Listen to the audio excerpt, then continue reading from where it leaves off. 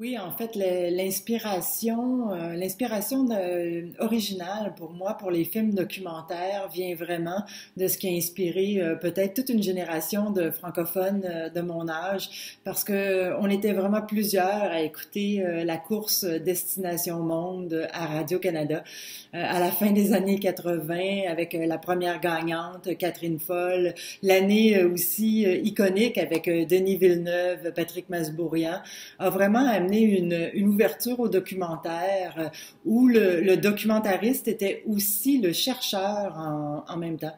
À cette époque-là, je réalisais pas du tout le travail de recherche que devait faire le cinéaste. Et cette émission nous faisait vraiment découvrir les défis de la recherche du sujet, de la recherche de l'enquête et en même temps du transfert des connaissances qui devait être fait de vraiment qu'est-ce qu'on éliminait, qu'est-ce qu'on incluait pour réussir à faire passer un message qui allait chercher parce que parfois le sujet était fascinant, mais finalement, le documentaire lui-même manquait complètement d'intérêt.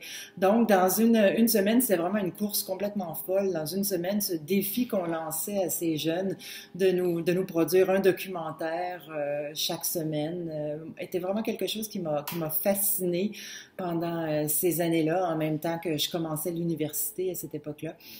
Maintenant, de nos jours, comme tout le monde, je très attirée par les podcasts qui me permettent en même temps de suivre sans forcément devoir rester devant un écran. Dans la période de pandémie, quitter les écrans est quand même très agréable.